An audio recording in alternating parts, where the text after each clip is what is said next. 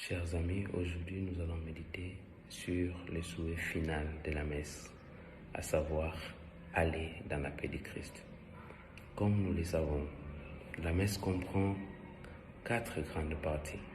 Nous avons les rites initiaux, la liturgie de la parole, la liturgie eucharistique et la conclusion. La conclusion qui d'emblée est la partie la plus courte de la messe. Or, en réalité, elle est la partie la plus longue parce que notre mission en tant que chrétien commence après cette conclusion. La formule « aller dans la paix de Christ » est une traduction maladroite de la formule latine « ite missa est » qui signifie en réalité « aller, c'est la mission ». Mais même au cœur de cette traduction maladroite, cette formule exprime ce qui est l'essentiel de notre existence et de notre vie. Pourquoi? Parce que chaque être humain désire la paix. Chacun au fond de nous, nous désirons la paix.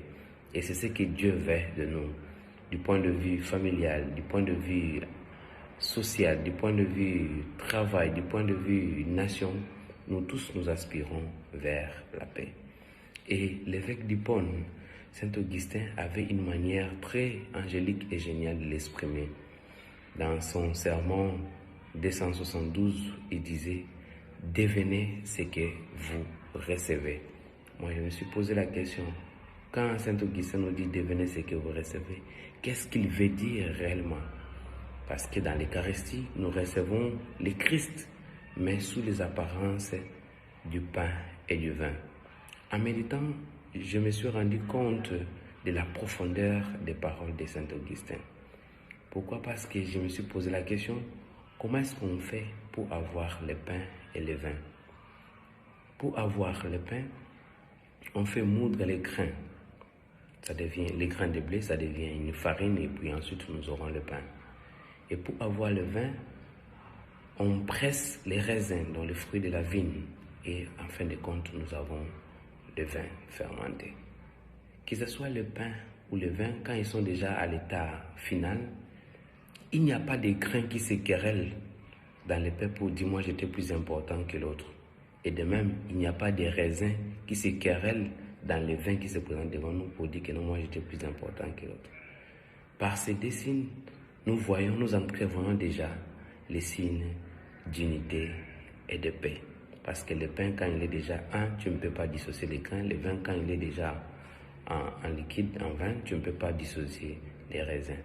Comme pour dire, si Saint Augustin dit, devenez ce que vous recevez, c'est-à-dire nous devons devenir à notre tour des artisans d'unité et de paix. Voilà la grande mission que nous recevons de ce souhait final de la messe. Quand le prêtre nous dit « Allez dans la paix du Christ, ite missa est », il nous dit indirectement « Devenez des artisans d'unité et de paix ». Mais nous allons nous poser la question, comment devenir réellement des artisans d'unité et de paix? Ce n'est pas à notre propre manière, mais ça sera plutôt à la manière du Christ. Parce que lui-même nous dit, toujours dans la célébration Eucharistique, « Je vous laisse la paix, je vous donne ma paix ». Donc c'est à nous de voir chacun à son niveau, analyser la vie du Christ, voir comment est-ce que Jésus a vécu dans le monde en étant artisan d'unité et de paix. Jésus a vécu dans le monde en montrant aux autres personnes qu'il est venu non pas diviser, mais plutôt rassembler.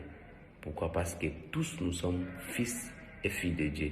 Et la preuve de notre humanité, la preuve qui fait en sorte que nous puissions nous reconnaître comme créés à l'image et à la ressemblance de Dieu, c'est le sang qui coule dans nos veines. Quelle que soit la distinction de nos races, nous allons nous rendre compte que tous, nous avons des sangs rouges. Que tu sois sénégalais, américain, français, nous tous, que tu sois indien, que tu puisses avoir la peau rouge, la peau blanche, la peau noire, nous avons les sangs rouges qui coulent dans nos veines. C'est des signes palpables de notre unité. Alors, chers amis, nous avons une mission noble en tant que chrétiens, c'est d'essayer de s'aimer la paix. D'abord, dans chacun de nos âmes, la tranquillité de l'âme, s'aimer la paix en nous, et autour de nous, dans notre famille, dans notre travail, avec nos amis, que nous puissions réellement devenir des artisans d'unité et de paix. Voilà ce que je voulais vous partager aujourd'hui concernant ce souhait final que nous pensons court, mais qui est en réalité le résumé de notre grande mission en tant que débaptisés et envoyés. Que le Seigneur nous prenne en grâce et nous bénisse, qu'il nous donne la force de toujours témoigner de lui partout où nous sommes en étant des artisans d'unité et de paix.